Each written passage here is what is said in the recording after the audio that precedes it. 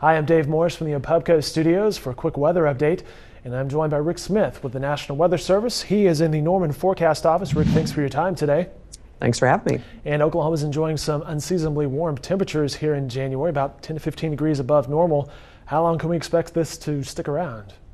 Well, we're all enjoying the warm temperatures. I know after such a harsh winter that we've seen the past month or so, we're hoping that these normal to above normal temperatures will continue through the next 7 days. We're going to have some minor fluctuations up and down as weak weather systems move through the area, but the overall pattern shows us that we're going to stay at least around normal levels for the next week or so. And Rick, we've been greeted with a lot of fog lately. What's going on with that?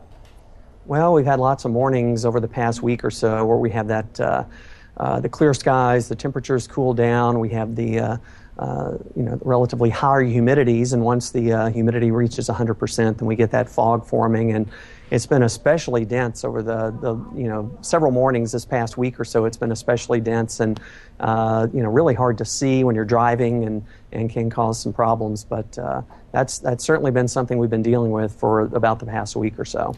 Now, I understand you were also dealing with some phone calls last week when we had an earthquake in this area.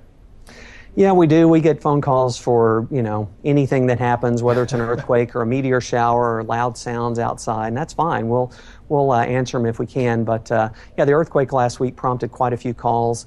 Our office here, we didn't feel it at our office here, but actually our sister office up in Tulsa felt the earthquake at their office. So we do prepare reports that, if somebody reports feeling the earthquake, we send that on up line. But as far as any official connection with the earthquakes, we don't have any dealings with them. And something that you will be started as of Monday is storm spotter training. What's going on with that? Well, every year about this time, we take to the road and do some storm spotter training. January, February, March. It's not the time when we expect to see a lot of severe thunderstorms, but it is a time where people around the area are gearing up for severe weather season. Emergency management agencies around the area invite us to come to their community, and then we'll go out and do about 30 to 35 of these training sessions between now and the end of March.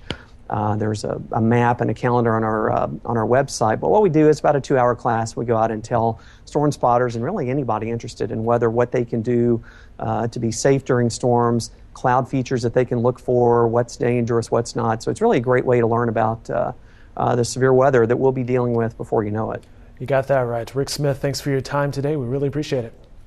Thanks for having me. All right, that was Rick Smith. You can follow him on Twitter, and he does a great job of answering questions, so feel free to follow him on Twitter. You can see his name there at the bottom of the screen. And stay with News OK for the latest news and information. One other thing, for more weather updates from the National Weather Service, go to weather.gov/Norman, and of course there's that storm spotter training listed on there as well.